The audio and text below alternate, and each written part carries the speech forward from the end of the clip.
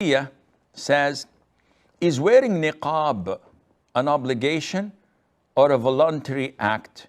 And what are the evidences from the Qur'an and Sunnah as why to wear the niqab? Niqab is what is known as a face veil. So whatever a woman wears on her face, this veil with an opening for the eyes, this is called niqab. And it's called niqab because of the opening of the eyes. It's naqb, which is a hole. And this is an obligation according to the most authentic opinion of scholars. Allah Azza wa Jal mentioned in the Quran in chapter 33, Surah Al-Ahzab, in verse 53, He orders the mothers of the believers, who are the wives of the Prophet ﷺ, to communicate with companions of the Prophet from behind a hijab. And the consensus of all scholars of Muslims that all wives of the Prophet ﷺ must cover their faces.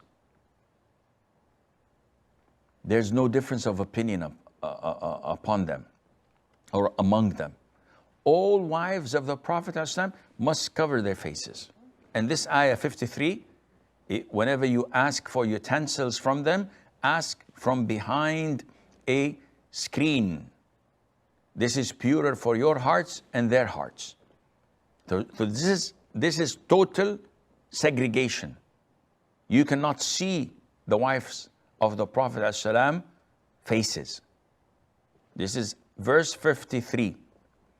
Now, having this at the back of your mind and moving 6 verses later from the same surah, Allah says in verse 59, Ya ayyuhal nabi, O Prophet of Allah, قُلْ لِأَزْوَاجِكَ وَبَنَاتِكَ وَنِسَاءِ الْمُؤْمِنِينَ.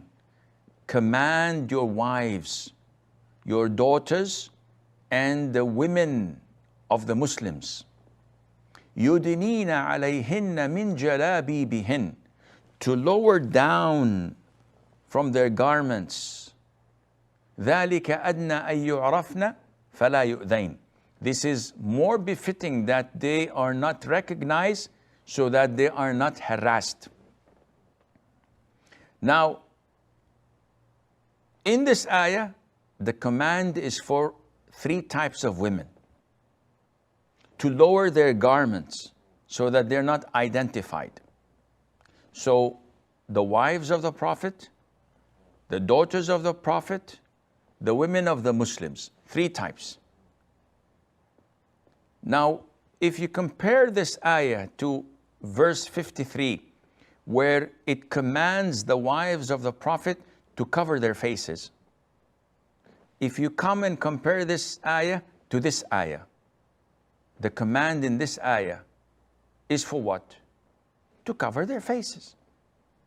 But in addition, for the wives of the Prophet ﷺ, Allah included the daughters and the women of the Muslims, which means that they as well should cover their faces, as mentioned in ayat 53, because the mothers of the believers are joined with them in this command in ayah 59. And there are a lot of other evidences mentioned in the Sunnah of the Prophet ﷺ, which is logical.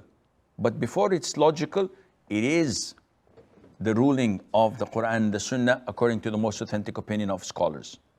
Why do we say logical? The face of a woman, as they say, is her identity. If her identity is open to all, this is what includes features of beauty. This is when she smiles or frowns. This is where expressions happen. And if this is exposed, then those with illnesses in their hearts will be surely tempted. And when the Prophet ﷺ showed us the process of getting married, he commanded us to look at the woman we are interested in getting married. A man came to the Prophet ﷺ and said, "O Prophet of Allah, I proposed to so-and-so from the Ansar." So the Prophet said, "Did you look at her before you propose?" He said, "No." The Prophet said, "Go and look at her." This means that if the woman was walking in the streets of Medina, going to the shopping centers or to shops or to the masjid, and she was unveiled, the Prophet would not have told him to look at her because the man can see her. But this indicates that every woman, according to Mother Aisha, used to wear the veil and cover from head to toe. There are so many examples that we can talk about, but this is not the time.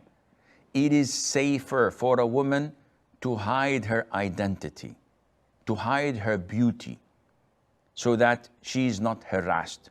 A woman wearing the niqab, no one would come and say, "Whoa, what a beautiful look, what a gorgeous woman." Nobody would whistle to her. But a beautiful woman who is not covered, she would probably be harassed in such a awful and disrespectful fashion. And Allah Azza wa Jal